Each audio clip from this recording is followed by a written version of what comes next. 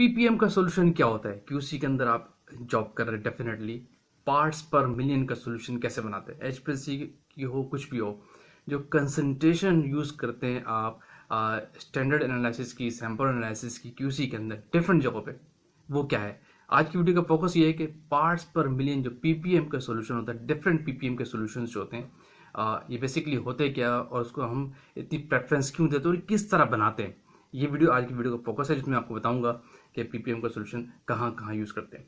तो आगे चलने से पहले आप देख रहे हैं मेरा चैनल वॉइस ऑफ ज्ञानी और मैं सफदर खान ज्ञानी।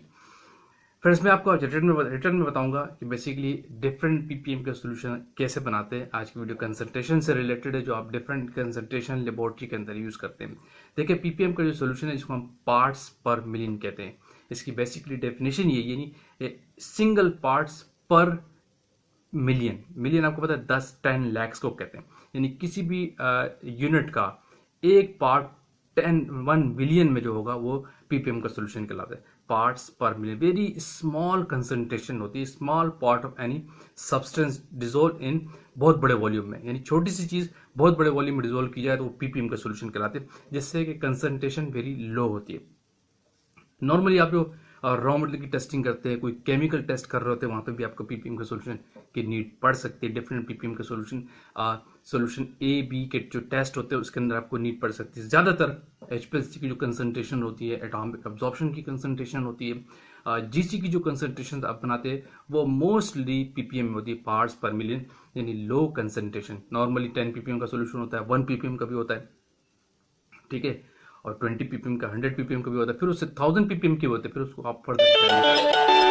तो बेसिकली आज है क्या कि पीपीएम के सॉल्यूशन किस तरह बनाएंगे, रिटर्न में समझाऊंगा। आसान लफ्ज़ों में वीडियो आपने पूरी देखनी है, मैं हमेशा आपको कहता हूँ, तो ताकि आपके कंसेप्ट क्लियर हो, जो क्यूसी में काम कर रहे हैं उनको पता हो कि पार्ट्स पर मिलियन जो इंपॉर्टेंट सॉल्यूशंस होते हैं, स्पेशली ज़्यादा फोकस इनका एचपीएलसी पे होता है, वो हम कैसे बनाते हैं डिफरेंट पीपीएम का सोल्यूशन। तो चलते पेपर वर्क पे। फ्रेंड्स, अब ये देखते हैं कि डिफरेंट पीपीएम का सोल्यूशन आप किस तरह बनाते हैं। बेसिकली जो पीपीएम का सोल्यूशन होता है, 1 पीपीएम हो गया, 10 पीपीएम हो गया, 100 पीपीएम हो गया, तो इसके लिए क्या क्राइटेरिया, क्या फार्मूला होता है, क्या रूल है। तो इसके लिए हमेशा याद रखिए, जब भी कोई आप सोल्यूशन बनाते हैं आपको कन्वर्जन फैक्टर का पता हो। जब आपको कन्वर्जन फैक्टर पता होगा तो आप कोई भी सोल्यूशन बना सकते हैं। लेट्स सपोज आपको पता होना चाहिए, अगर मुझे 1 पीपीएम का सोल्यूशन बनाना है, 1 पीपीएम का सोल्यूशन बनाना है, तो इसके लिए रूल क्या है। तो याद रखिए, इसकी जब भी बात होगी, ये लॉ याद रखिए, कन्वर्जन फैक्टर याद रखिएगा।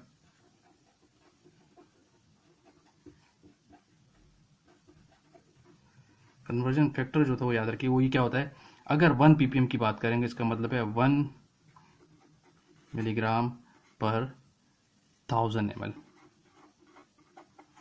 या 1 लीटर। ठीक, ये रूल याद रखिएगा। 1 मिलीग्राम का मतलब क्या है, 1 पीपीएम का मतलब क्या है, 1 मिलीग्राम इन 1000 ml। ये लॉ सबके लिए। इसी तरह फॉर एग्जांपल आपने सोडियम क्लोराइड का, अगर आपने, अब आप एग्जांपल की बात करते हैं, आप बेरियम क्लोराइड ले ले, कोनो इशू, BaCl2 ले ले, जो भी आप ले ले। अगर आपने ये बनाना है, इसका आपने बनाना है, या NaCl का बनाना है, किसी का भी बना रहे, 1 पीपीएम बना रहे, तो अगर आपने 1 पीपीएम बनाना है, 1 पीपीएम सोल्यूशन, अगर पहला सोल्यूशन आपके पास है 1 पीपीएम,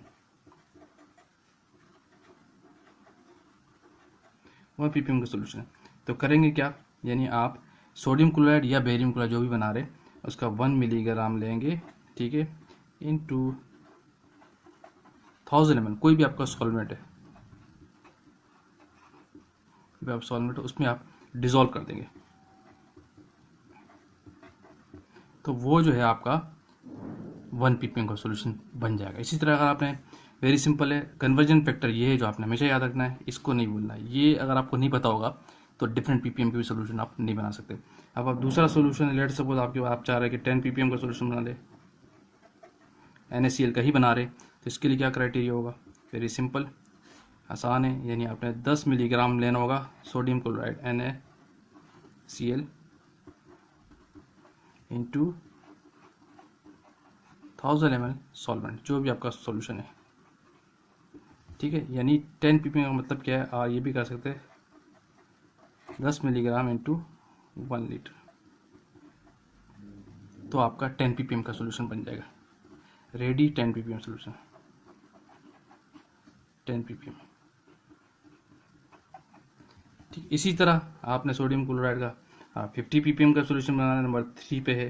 वेरी सिंपल है, 50 ppm। इसके लिए आपको क्या करना होगा, यानी आपने 50 मिलीग्राम लेना है NaCl की बात कर रहे हैं, ठीक है। 50 NaCl लेना है इनटू 1000 ml, तो आपका 50 ppm का सोल्यूशन बन जाएगा। इसी तरह और आगे चले जाते हैं। आपने कहा कि मुझे 100 ppm का सोल्यूशन बनाना है, मैं एक और एग्जांपल बताता हूँ। आपको 100 ppm का सोल्यूशन बनाना है, ठीक है। तो इस केस में आप क्या करेंगे, आपको 100 मिलीग्राम NaCl लेना होगा, ठीक है, इनटू 1000 ml, ठीक है। सॉल्यूशन जो भी आपका मीडियम है वटेवर, तो ये आपका 100 ppm का सॉल्यूशन बन जाएगा। Clear friend. इसी तरह डिफरेंट कंसंट्रेशन के आप डिफरेंट ppm का सॉल्यूशन आप वेरी इजीली बना सकते हैं। लेकिन अगर आपको ये चीज़ याद है, अगर आपको ये नहीं पता कि ppm होता क्या है, पार्ट्स पर मिलियन क्या चीज़ है, उसका कन्वर्जन फैक्टर क्या है, वो ये होता है, उसकी डाइल्यूशन फैक्टर क्या है, 1 मिलीग्राम पर लीटर में कोई भी चीज़ डिजोल्व करते हैं, इट मीन्स कि वो 1 ppm का सोल्यूशन था। ये हमेशा याद रखिएगा, वो ppm का सोल्यूशन, यानी ppm का सोल्यूशन क्या, 1 मिलीग्राम पर लीटर मीन 1 मिलीग्राम पर लीटर मीन्स 1 ppm का सोल्यूशन। ये हमको लॉ आपको याद रखेगा। ऐसा नहीं समझ लेना कि 2 मिलीग्राम अगर हम 1000 में डिजोल्व करते हैं तो वो 1 ppm का है, तो आपने कन्वर्जन फैक्टर गलत ले लिया होगा, ठीक है।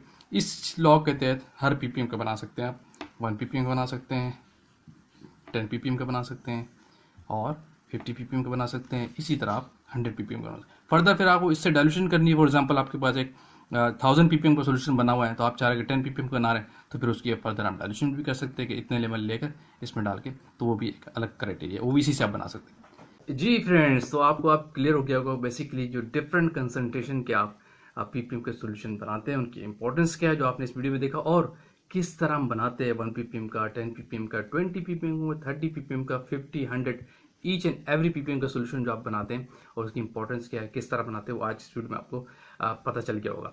और क्यों इसकी इतनी ज़्यादा इंपॉर्टेंस होती है, उसकी वजह ये है, ये ppm के जो सोल्यूशंस होते हैं लो कंसंट्रेशन होती है, और नॉर्मली HPLC एनालिसिस में लो कंसंट्रेशन यूज होती है।